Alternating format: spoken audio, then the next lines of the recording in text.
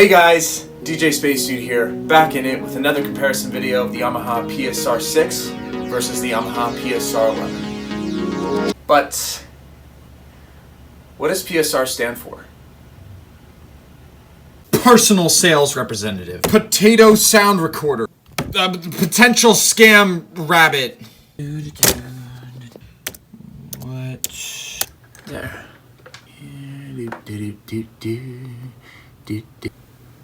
PSR, Police Service Representative and LAPD Dispatcher.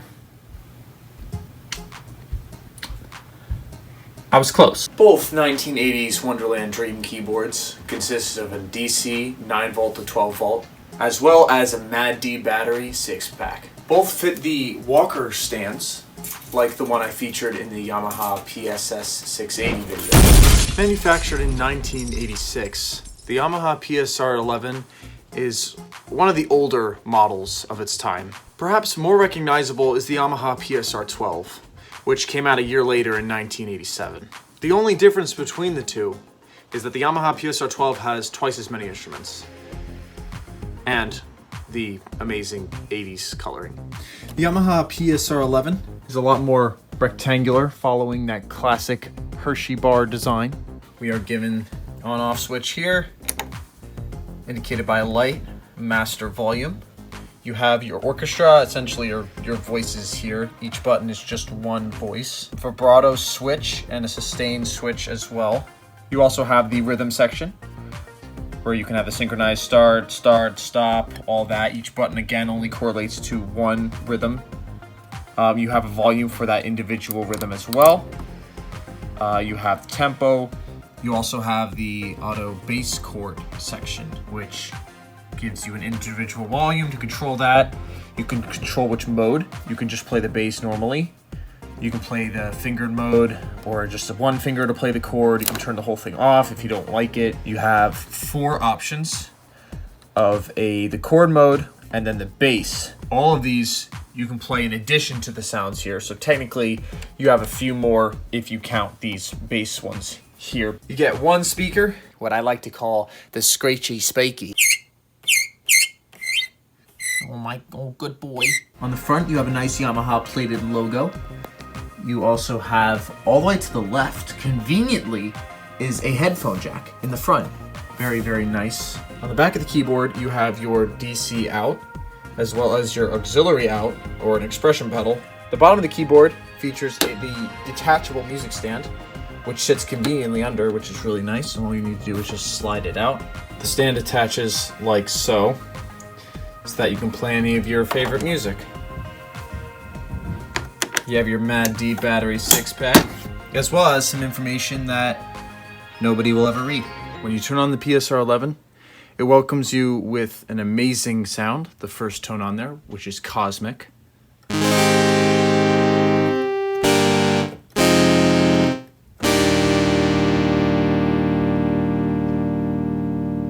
However, they already spoil you because, in my opinion, it's the best sound on this thing.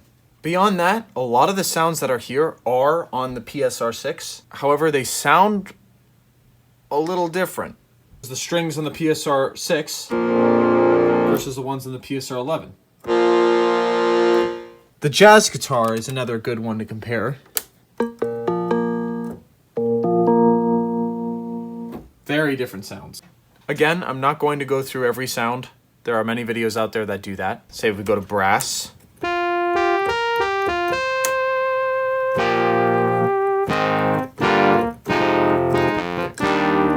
You have the brass with vibrato and sustain. It just gives it a lot of life, and it sounds really nice. You have brass too. Here's the sound just raw.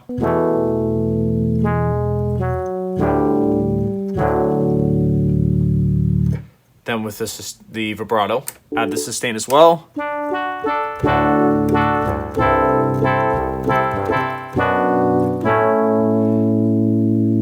The rhythm section, I'm not going to go through all of them as well, but you have your basic rhythms, swing, slow rock. All in all, they sound very clunky. Over here at the auto bass chord section, very much ties in with the rhythm. So if we start up a rhythm, You could add the single finger chord. Very basic. You can change the sounds. Guitar, brass, piano, as well as the bass. You fingered way. You can play your own chords.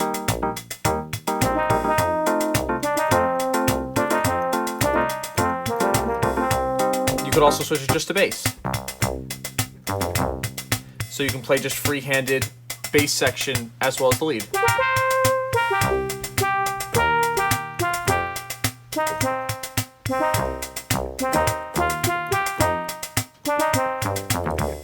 That is mainly what you have there.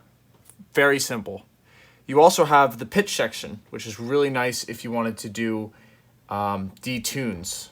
Really nice feature. Really great to add more dynamics to your playing. You just press both buttons and it'll set you back to your original key. Beyond that, you have your demo button.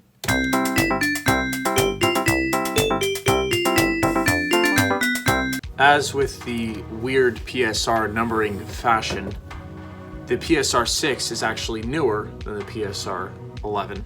It came out in 1988. The PSR-6 I bought for $10 on Facebook Marketplace. So this model is a little bit more cheap. The Yamaha PSR-6 is pretty similar. Both of them favor destroying your left eardrum.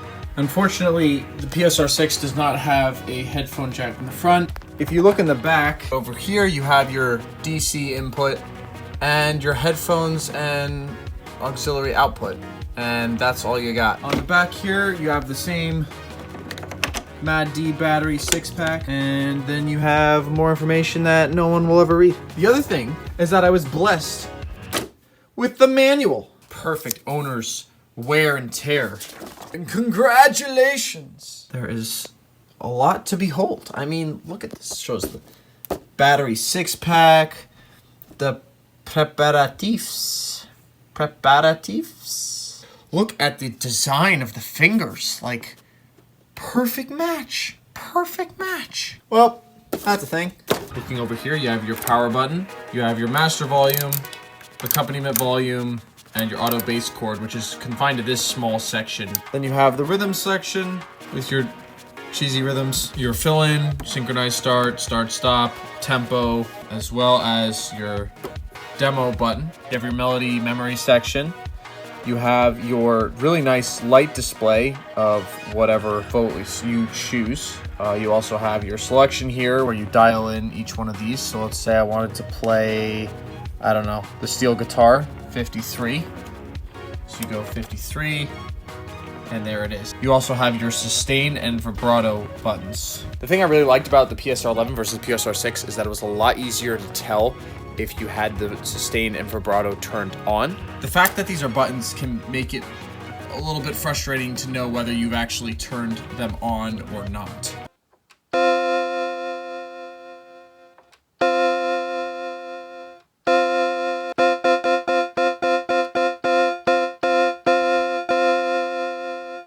Like the PSR-11, the PSR-6 demo, you just can't play anything.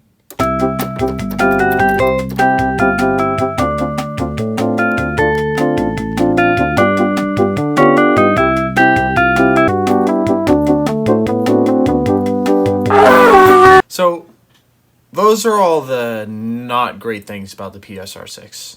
However, what sold me on this keyboard, and what surprised me when I got it, was the immense amount of sounds and effects you can get from this thing.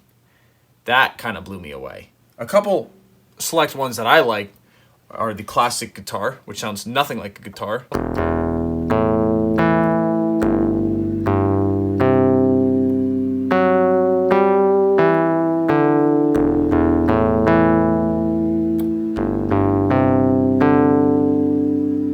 A similar sound that I also really like from this keyboard is the bubble sound. It just has that kind of punch.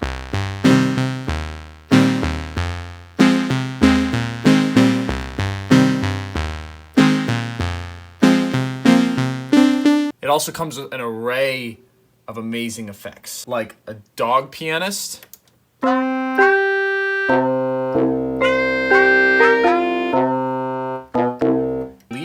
bang.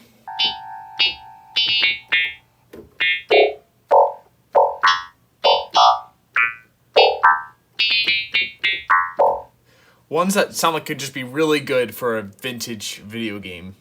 Another one of my favorites is the one called Comet. It has this really great delay.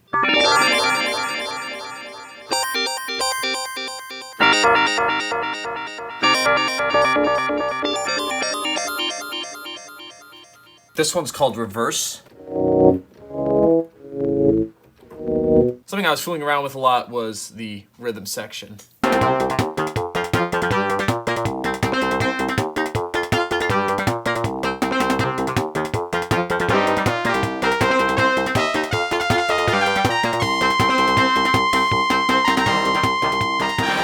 Again, we are stuck at the crossroads. The Yamaha PSR-6 versus the Yamaha PSR-11.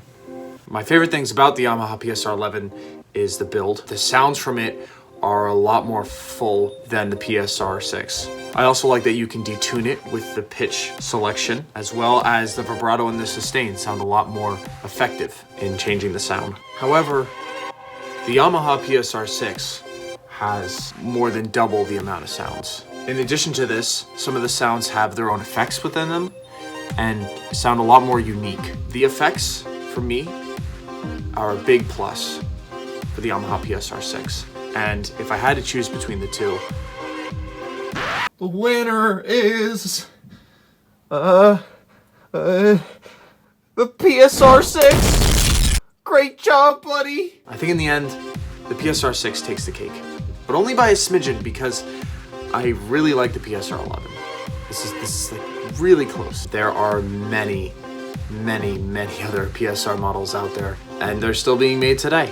If you happen to stumble across any of these, especially the old ones from the 80s and 90s, I would highly recommend you pick one up. In fact, if you already have one, or if there's one you're interested in, leave a comment. If you prefer the PSR-11 or the PSR-6, let us know. Well, I hope this video has helped you with giving more insight on some PSR models. Thank you guys very much for watching. I hope you've enjoyed. I hope this video has been helpful for you. Do the things, guys. Hit the subscribe button, hit the notification,